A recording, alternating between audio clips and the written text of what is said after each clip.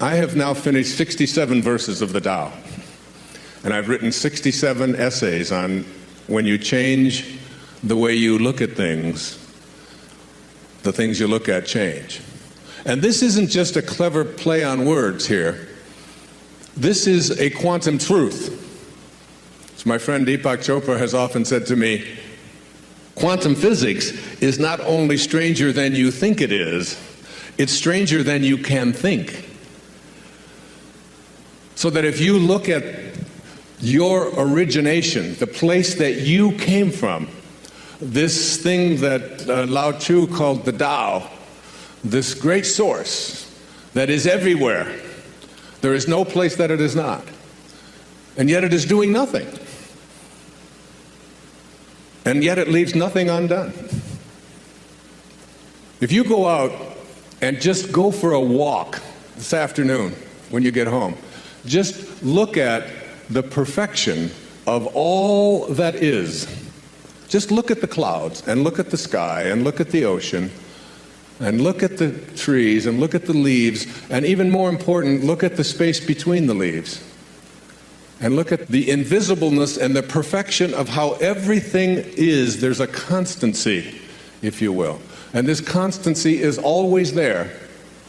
And your goal, my goal, in the time that I have with you here today, is to convince you to go to a place within yourself where you can emulate that divine perfection which requires you to do nothing, which never uses force, which never pushes itself, which recognizes something. I'm going to read to you just one of the verses of the Tao and a little bit of what I wrote about it. And I seldom read to an audience because I don't like being read to myself. But I'm just going to share a little bit of this. Here's what Lao Tzu said in verse 29. Do you think you can take over the universe and improve it? I do not believe it can be done. Everything under heaven is a sacred vessel and cannot be controlled. Trying to control leads to ruin. Trying to grasp, we lose. Allow your life to unfold naturally. Know that it too is a vessel of perfection. Just as you breathe in, breathe out. There is a time for being ahead, a time for being behind, a time for being in motion, a time for being at rest, a time for being vigorous, a time for being exhausted, a time for being safe, a time for being in danger. To the sage, all of life is a movement toward perfection. So what need has he for the excessive, the extravagant, or the extreme? There's a time for everything. Imagine if you knew this.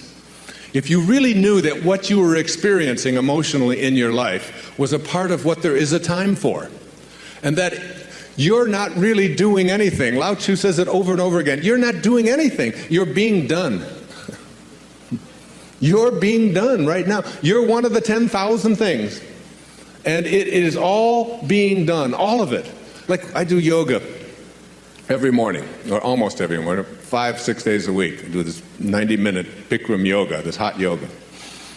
And this has helped me so much with just that simple little thing, just remembering what it says in verse 29 of the Tao. That there are times when you're in the midst of yoga, when you have a position where you have to put this foot out, and you have to turn this one down, and you have to get down here like this, and you have to take this arm, and I'm going to do it.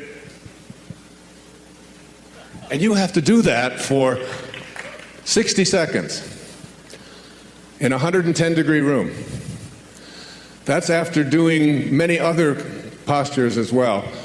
There was a time when I would do that and I'd be so exhausted, and all I could think about was, when is this 60 seconds going to be up? Oh my God, when are we going to get through with this posture? When are we going to get onto where I can lie down on the floor? And finally, and I began to realize as this thing This doing the Tao thing has really changed me dramatically, so that now when I'm in that position with one arm down and one arm up, and it is exhausting, and you're stretching, and you've got your arm right next to your ear, and you're holding on, that you say to yourself,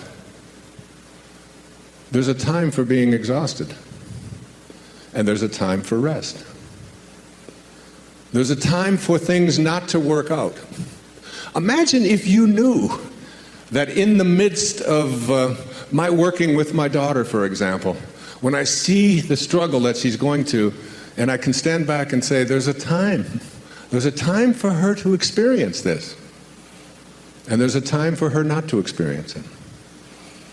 If you read Katie's life, you'll see that there was a time for deep depression. There was a time for fear. There was a time for anger and worry and despair, deep despair. And when you're in those things, if you could step outside of yourself and look at it and say, there's also a time for its opposite. As long as I'm incarnated into a physical world, there's a time for all of it. And as you do, you get to a new place in your life where you begin to look at all the things that are happening to you, because you remember verse 40 of the Tao says, it's all about returning. It's all about returning. Returning to what? Returning to the place from which you originated. The first 9 months of your life, you lived inside of your mother's womb in water.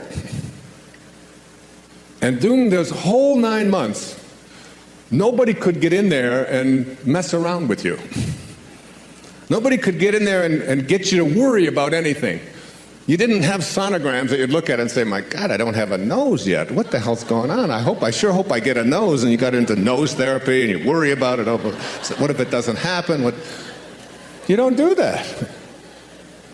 And all of a sudden, perfectly, it all unfolds in exactly the way it's going to unfold, independent of your opinion about it. You're not doing anything. Nothing is left undone. You're being done. You're being completed. And you were totally, completely at peace with it. You were surrendered to it. You allowed it. It wasn't a struggle. It wasn't. And then you popped out of there. And then you said, thank you, God. Thank you, Tao. Thank you, Source. We'll take over from here. And that was the biggest mistake. All of a sudden, you took over. And you edged God out. E-G-O. You edged God out. And you took on an ego, didn't you? And what is an ego? It's just an idea. Just an idea about who you are. Instead of being a piece of God, a piece of the Source, you decided, and those around you decided, that you were something different. And if you studied quantum physics, and you took the tiny little particle that began you, and you tried to find out where it came from and reduced it down to its tiniest subatomic properties, ultimately you would discover what Lao Tzu knew, that it's the spirit that gives life, that you didn't come from a particle, that particles do not create particles, particles do not come from particles. Originally, all particles come from an energy, a field of energy that has no beginnings and no ends and no boundaries. And that's who you are. And returning back to that and letting go of the idea that who you are is what you have and who you are is who you control. I don't think there's any more all-pervasive theme in the Tao Te Ching than the idea of being a non-interferer. Do you, Stephen? I mean, isn't it? It's about not interfering, isn't it? It's about letting go. It's about allowing. It's about detaching. It's about disconnecting yourself from this belief that you are in charge of other people. I'm the father of 8 children and the father of motivation. That's what they tell me, so I've got... And as this father of 8 children, one of the things that I've recognized and what has made me, I think, a better parent, particularly even since I've been doing this, is my willingness to, I call it the bite your tongue verse of the Tao. Just hang back just for a second, just as you're about to interfere, just as you're about to lay it on and tell somebody else how they should be and what they should do and how they should do it, you step back and realize that what Khalil Gibran, the great Lebanese poet, writing in The Prophet, said was just a basic truth. Your children are not your children. They are the products of life's longing for itself. They come through you, but not for you. And you step back, and I can't even begin to tell you how freeing it is to realize that you don't have anything to do. You don't have anyone to control. You can be at peace. And I watch, and I've become much more of an observer, even on airplanes. I was in London 5 days ago. And I don't know if you've flown in and out of Heathrow lately, but things have really changed. We couldn't take anything on the plane. The terrorists, whoever they are selling fear, and we respond with more fear. Every time you use force, you create a counterforce, and then another counterforce, and before you know, and the Tao teaches us all. I mean, one of the great lessons in the Tao is that any country that has its primary resources and its energy placed on building weapons is not of the Tao. And those countries that have their consciousness located in the Tao put their energy into tractors and building homes and growing food, not building weapons. I saw a movie not too long ago with Nicolas Cage about warlords or something, the Lords of War, I think it was something like that. One of those alarming things about how much energy we are in the world creating, energy to destroy ourselves. That we have literally created from our consciousness enough weaponry on this planet to eliminate all life within just a few moments. It's all there. It's all there for us.